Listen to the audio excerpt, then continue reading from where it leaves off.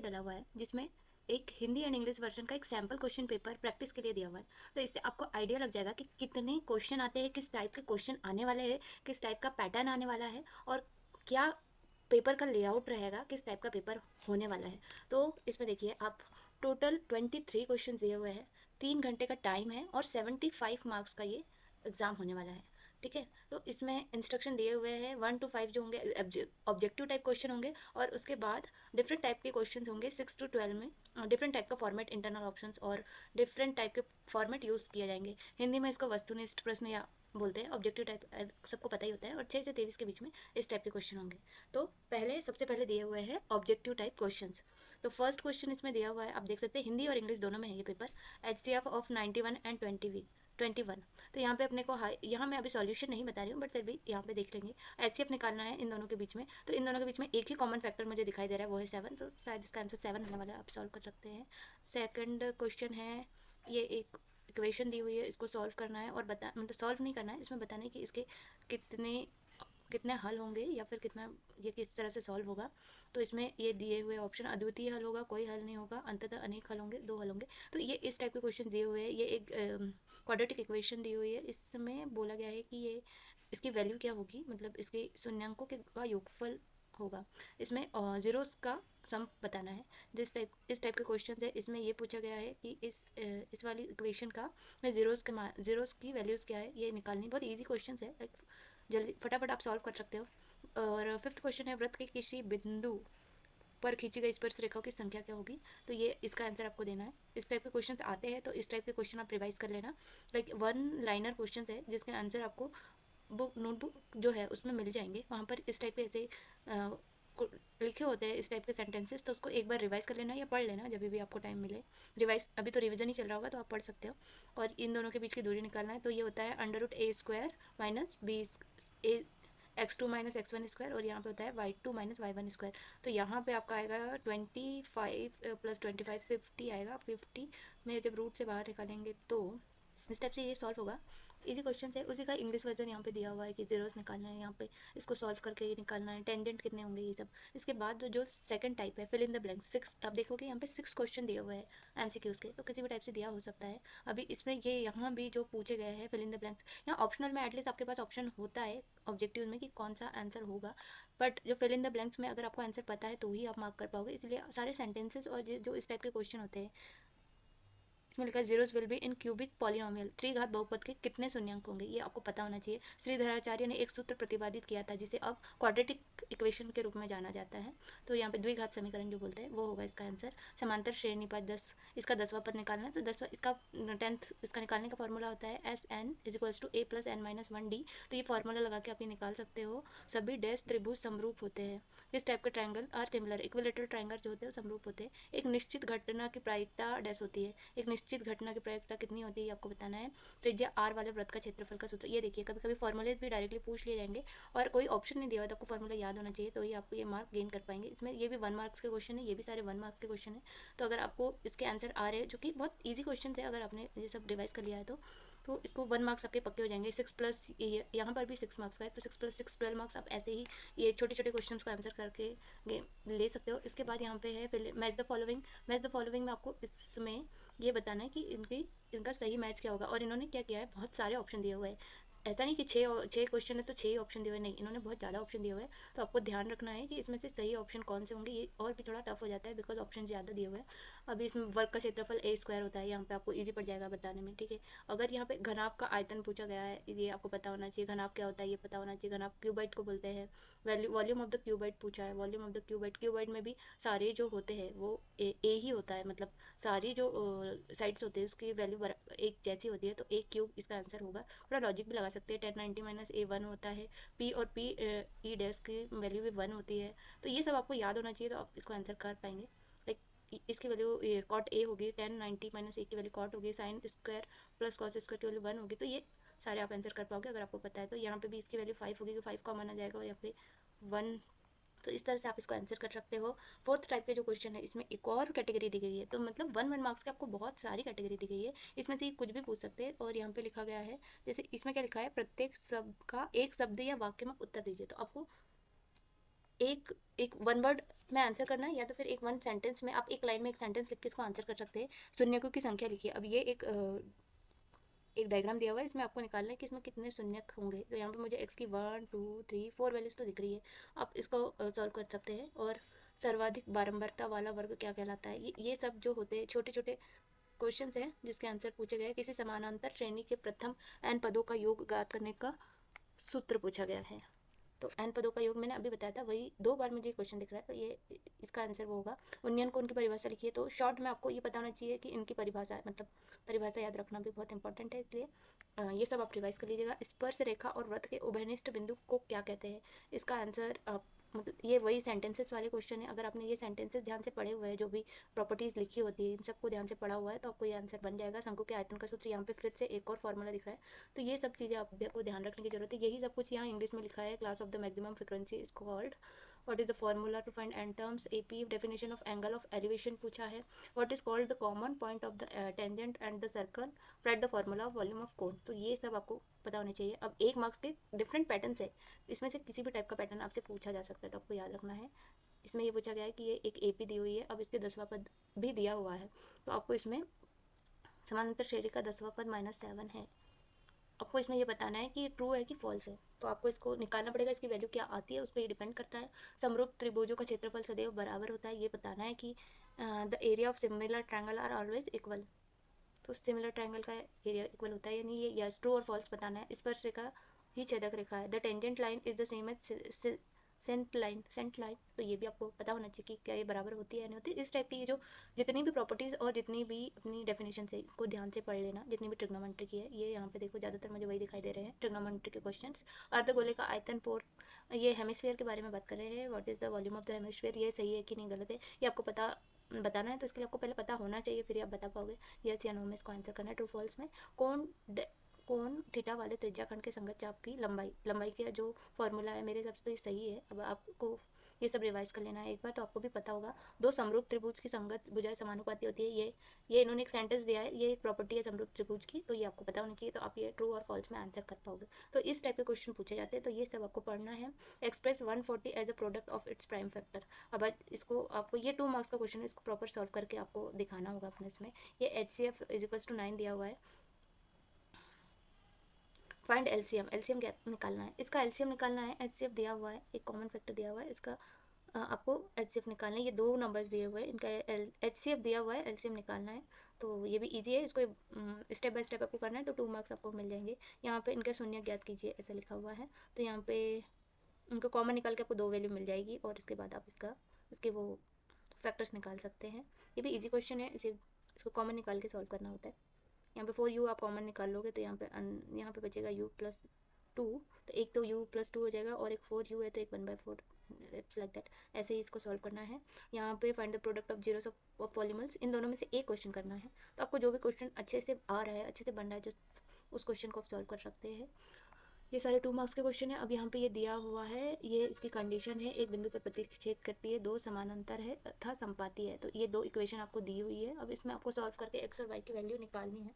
तो या फिर आप ये एक समीकरण ये दिया हुआ है, अब इसको सॉल्व करना है। ये भी 2 मार्क्स का क्वेश्चन है, तो आप ये ज़्यादा से ज़्यादा 6-7 लाइन 5-6 लाइन में हो जाएगा। तो इसको सॉल्व करने के लिए आपको कुछ नहीं करना है। यहाँ पे इसको कट करोगे, यहाँ 2x आएगा, यहाँ 14 + 4 यहाँ पे आ जाएगा 18।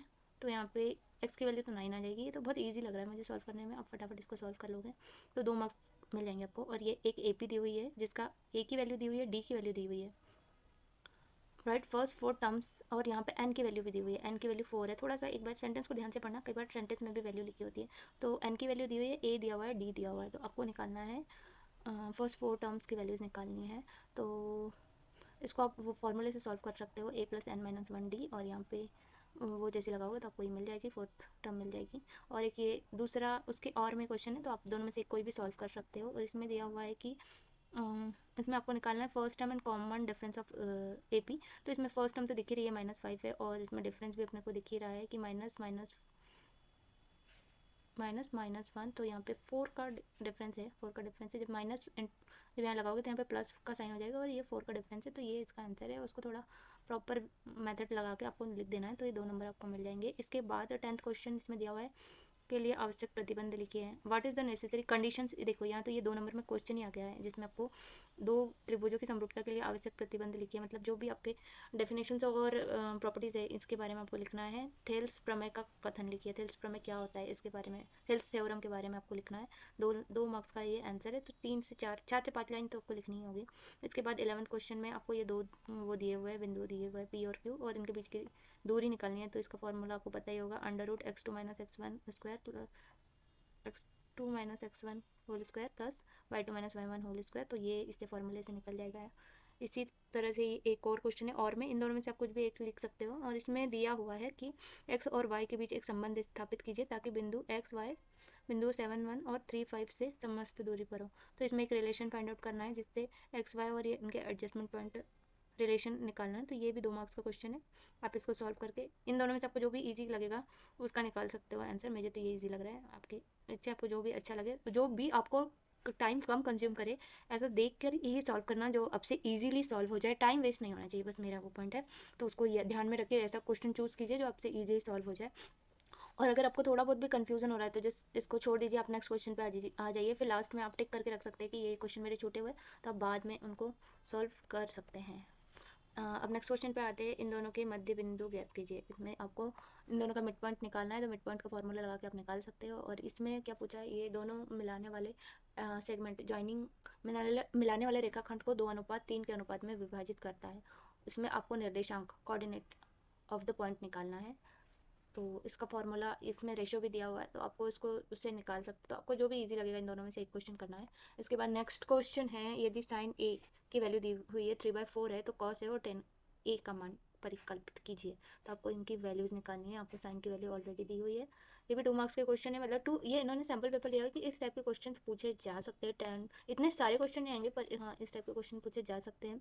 5 सेंटीमीटर त्रिज्या वाले एक वृत्त के बिंदु P पर स्पर्श रेखा पी क्यू केंद्र O से जाने वाली एक रेखा से बिंदु Q पर मिलती है। ओ क्यू की वैल्यू दी हुई है, पी क्यू की लंबाई निकालनी है। तो एक 5 सेंटीमीटर त्रिज्या वाला एक वृत्त है के केंद्र बिंदु P से, वृत्त के केंद्र बिंदु का है P है, और P से स्पर्श रेखा Q पर केंद्र, ये यहाँ पे ये दिया हुआ है क्वेश्चन, इसको सॉल्व करना है। ओ से जाने वाली एक रेखा को, इसको पूरा अच्छे से पढ़ लेना, आपको समझ में आ जाएगा इस क्वेश्चन में पूछा क्या गया है।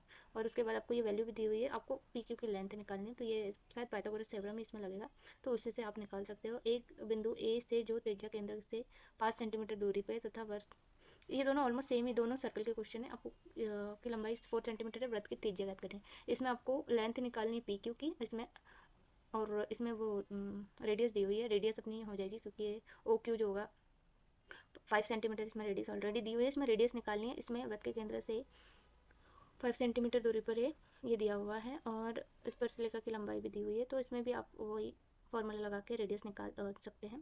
ऐसे ये एक और सर्कल का क्वेश्चन है, मतलब सर्कल तो बहुत ही इंपॉर्टेंट टॉपिक है, इसको अच्छे से पढ़ लेना। इसमें एक ये दिया हुआ है कि आपको क्वाड्रेंट का सर्कल, मैंने ये सारे क्वेश्चंस एमसीक्यूज में सॉल्व भी कराए जिसको आप देख सकते हो। इसकी परिधि दी हुई है 22 सेंटीमीटर है, तो इसकी हाफ वो इसमें फिर फॉर्मूला लगा के आप निकाल सकते हो। सेम क्वेश्चन मैंने करवाया हुआ है। एक पासे को एक बार फेंकने पर अभाज्य संख्या आने की प्रायिकता क्या है, मतलब इसमें ऑड नंबर की प्रोबेबिलिटी, प्राइम नंबर की प्रोबेबिलिटी पूछिए। तो आपको इसके लिए प्राइम नंबर कौन कौन से होते हैं ये पता होना चाहिए, तो आप इजीली निकाल सकते हो। और ये एक और प्रोबेबिलिटी का क्वेश्चन है, इसमें पूछा गया है कि सफ़ेद कंचा निकालने की प्रायिकता निकालिए। तो सफ़ेद है अपना 8 टाइम है, और ये टोटल वैल्यू, तो यहाँ से ये ऐसे निकल जाएगा। प्रोबेबिलिटी भी इजी आई होगी इसमें, क्योंकि अपने को ये दिया हुआ है कि यहाँ पे सफ़ेद मतलब नंबर ऑफ पॉसिबल इवेंट 8 हो जाएंगे, और इन सबका टोटल कर दीजिएगा तो ये इसका आंसर हो जाएगा। अब ये दिया हुआ है ये सेम प्रोबेबिलिटी में मैंने क्वेश्चन कराया हुआ, तो आप वो देख सकते हो, वहाँ से आपको आइडिया लग जाएगा इसके बारे में। एक पासे को एक बार फेंकने पर विषम संख्या आने की प्रायिकता, ये क्वेश्चन भी मैंने अपने एमसीक्यूज में कराया हुआ है प्रोबेबिलिटी में, तो आप वहाँ देख सकते हो। वेरी इजी क्वेश्चन, कोई भी एक आप कर सकते हो। इसमें ये बताया पूछा गया है कि आप कैसे ये प्रूफ करोगे कि ये एक अपरिमेय संख्या या इरेशनल नंबर है। और इरेशनल नंबर की प्रॉपर्टी अगर आपको पता होगी तो आप ये प्रूफ कर पाओगे, क्योंकि इरेशनल नंबर में क्या होता है कि वो कभी भी डिवाइड नहीं होता है। √2 एक इरेशनल नंबर है, क्योंकि जब इसको अपन सॉल्व करते हैं और √2 की वैल्यू निकालने का ट्राई करते हैं, तो फिर ये कभी भी रिजॉल्व नहीं होता, मतलब इसमें वैल्यूज आती ही जाती है, कभी एक इंटीजर फॉर्म में वैल्यू नहीं मिलती है। तो ऐसे ये प्रूफ कर सकते हो आप। जांच कीजिए कि किसी प्राकृतिक संख्या n के लिए 6n अंक 0 पर समाप्त हो सकती है। आपको निकालना है कि check whether 6n can end with the digit 0 और any natural number of n। तो ये 3 नंबर के क्वेश्चन थे, इसमें आपको ये सब निकालना है। तो इनकी प्रैक्टिस एक बार आप अच्छे से कर लीजिएगा। इरेशनल नंबर मेरे हिसाब से तो ये क्वेश्चन ज़्यादा इजी, बाकी आपकी मर्जी, आपको जो अच्छे से आता है आप उसको सॉल्व कर सकते हो। यहाँ पे दिया हुआ है द्विघात समीकरण 2x² - 3x, इसमें मूलों की प्रकृति ज्ञात करनी है कि ये पॉजिटिव रूट्स है। और नेचर ऑफ रूट्स, तो पहले इसमें रूट्स निकालेंगे। फिर रूट्स निकालने के बाद आपको पता चलेगा कि रूट्स पॉजिटिव में आ रहे हैं नेगेटिव आ रहे हैं, तो आप उससे पता चलेगा किस टाइप के रूट्स है। दोनों एक ही टाइप के क्वेश्चन है। जो क्वेश्चन आपको जल्दी ईजी लग रहा है, जिसके रूट्स आपको बन रहे हैं निकालते, वो क्वेश्चन कर लीजिएगा। जैसे 2 5 10 है, तो यहाँ पे 3 को ऐसे करना है कि 3 को ऐसे डिवाइड करना है कि इनका मल्टीप्लिकेशन 10 है, देख लीजिए, क्योंकि यहाँ पे 2 में एक्स के साथ 2 लगा हुआ है, तो आपको ध्यान से सॉल्व करना है। यहाँ भी सेम सिचुएशन है, तो आप कर सकते हैं। इसमें मेरे हिसाब से तो ये 5 2 10 आ रहा है, तो ये ऐसे सॉल्व होगा। 5 और 2 में ये डिवाइड होगा, उसके बाद ये सॉल्व होगा। तो आप ये कर सकते हैं। इजी क्वेश्चन है, 3 मार्क्स के क्वेश्चन है। आप प्रॉपर मेथड लिख के इसको सॉल्व कीजिएगा, दोनों में से कोई भी। इसमें एक क्यूब का क्वेश्चन आया है, घन का क्वेश्चन जिसको बोलते हैं। इसमें इसका आयतन दिया हुआ है। अगर आपको आयतन का फॉर्मूला पता है तो ही आप निकाल सकते। तो इसमें घनाभ का पृष्ठीय क्षेत्रफल ज्ञात कीजिए। अब इसमें घन का आयतन दिया हुआ है और इसमें दो संलग्न फलकों को मिलाकर एक ठोस बनाया जाता है। इससे प्राप्त घन आपका पृष्ठीय क्षेत्रफल निकालना है। तो इसमें जब भी ये होता है तो दोनों के एरिया सेम होते हैं, बिकॉज आपने उसका शेप चेंज किया है, बट इसके एरिया में डिफरेंस नहीं आएगा। तो उस एरिया से आप कंपैरिजन करके जो भी वैल्यू आपको इसके लिए चाहिए वो निकाल लेंगे और इसके बाद ये सॉल्व हो जाएगा। ऐसे सेम ये वाला क्वेश्चन है, इसमें भी ये सारे एरिया एंड सरफेसेस से क्वेश्चन आए, तो अच्छे से आप प्रैक्टिस कर लीजिएगा तो आपको ये बन जाएगा। इसमें इन्होंने ठोस का आयतन पाई के पदों को ज्ञात कीजिए, ये इसमें भी वही पूछा गया है। कौन और हेमिस्फीयर पे बना हुआ ये क्वेश्चन है, इसको थोड़ा ध्यान से पढ़ लीजिएगा। ये वाला मतलब ये वाला चैप्टर अच्छे से कर लीजिएगा, आपको ये क्वेश्चन बन जाएगा। सारे इसमें फॉर्मूला बेस्ड क्वेश्चन आते हैं। नेक्स्ट क्वेश्चन 4 मार्क्स का है। इसमें लिखा गया है दो संख्याओं का अंतर 26 है और एक संख्या दूसरी संख्या की 3 गुनी है। क्वेश्चन को पढ़ते पढ़ते ही जस्ट राइट इट डाउन, मतलब लिखते जाइए, तो आपको उन्हें ज्ञात कीजिए। अब इसको निकालना है। अब इसमें दिया डिफरेंस दिया हुआ है और इसमें ये दिया हुआ है, दोनों को कंपेयर करेंगे और ये निकल जाएगा। अब ये है, ये वाला एक क्वेश्चन आया है, तो आप मेरे हिसाब से तो ये इजी क्वेश्चन है, इसमें ज़्यादा आपको दिमाग लगाना नहीं है। बाकी आपकी मर्जी, आपको जो क्वेश्चन अच्छे से इजीली बन रहा है उसको सॉल्व कीजिए। इसमें एक्स और वाई की वैल्यू निकालनी होगी, जो कि निकल सकती है आसानी से। एक स्टेप बाय स्टेप लिखना होगा क्योंकि 4 मार्क्स का क्वेश्चन है, तो स्टेप्स पे ध्यान दीजिएगा। अब ये एक वो हाइट एंड डिस्टेंस वाला क्वेश्चन है जिसमें ये कोण बना हुआ है 60 डिग्री का, तो आपको ये सब वैल्यूज याद होनी चाहिए। sin 60 cos 60 की वैल्यू पता होनी चाहिए। इसके लिए भी मैंने एक बहुत ही ईजी ट्रिक्स वहाँ पे बताई है, जिससे आपको अगर कभी याद नहीं रहती तो आप उस ट्रिक्स के थ्रू कर सकते हो। तो आप मेरी ट्रिक्स देख सकते हैं, एमसीक्यूज में मैंने ट्रिक्स भी बताई हुई है। और इसके बाद अब ये 15 मीटर दूर है, तो आपको इसमें मीनार की ऊंचाई ज्ञात करनी है, मतलब आपको ये हाइट्स निकालनी है। ये इतना आपको दिया हुआ है, तो इस टाइप से आप ये 4 मार्क्स के क्वेश्चन सॉल्व कर सकते हैं। अब इसमें दो क्वेश्चन दिए हुए हैं। 7 मीटर ऊंचे भवन के शिखर से एक टेबल टावर है। इसमें बहुत सारे 1 मार्क्स के क्वेश्चन है जो मैं नोटिस कर पा रही हूँ, और इसमें मैंने देखा है कि बहुत कम ऐसे सॉल्विंग क्वेश्चन है, तो आपको उस पार्ट पे बहुत ज़्यादा ध्यान देना है, क्योंकि 1 मार्क्स अगर आपने आज निकाल लिया, इजीली सॉल्व कर लिया, वो क्वेश्चन भी छोटे हैं, अगर वो सॉल्व कर लिए तो आप बहुत अच्छा स्कोर कर पाओगे। और यहाँ पे एक दिया है 7 मीटर का एक बिल्डिंग है, उस हाई बिल्डिंग है, उसमें ऊंचा भवन है, उसके शिखर पे एक टेबल टावर पे कोण बना हुआ है 60 डिग्री का। उसके बाद का ये इसमें वो पहला क्वेश्चन उन्नयन कोण का है, तो वो ऐसा बनता है, और अवनमन मतलब नीचे की तरफ देखते हुए बनता है। तो यहाँ पे इसकी वैल्यू 45 डिग्री आएगी इस कोण की, और वो वाले इसमें यहाँ पे आएगी, तो ये 45 डिग्री का एंगल बनेगा। यहाँ पे इन्होंने टावर की ऊंचाई निकालने के लिए बोला है, जो कि 45 डिग्री नीचे 7 मीटर हाइट बिल्डिंग से वो टावर की तरफ देख रहे हैं। तो ये इस तरह से ये बनेगा क्वेश्चन। इसको आप पहले अच्छे से पढ़ के इसका एक डायग्राम बना लें, फिर इसको सॉल्व करें, आप इजीली सॉल्व कर पाएंगे। और ये आखिरी क्वेश्चन आया है स्टैटिस्टिक्स से, जो कि हर बार पूछा ही जाता है। स्टैटिस्टिक्स क्वेश्चन आने ही आने हैं, बहुत इंपॉर्टेंट ये है, और हाई मार्क्स के क्वेश्चन आते हैं। तो आप ध्यान से एक बार स्टैटिस्टिक्स के फॉर्मूले थोड़ा पढ़ ले, तो आपको ये क्वेश्चन सॉल्व करने में, ये रेंज वाला क्वेश्चन है, ये भी रेंज वाला क्वेश्चन है, तो दोनों में रेंज वाला क्वेश्चन मुझे दिख रहा है, तो आप इसको अच्छे से पढ़ेंगे तो आपके लिए बहुत ईजी पड़ेगा।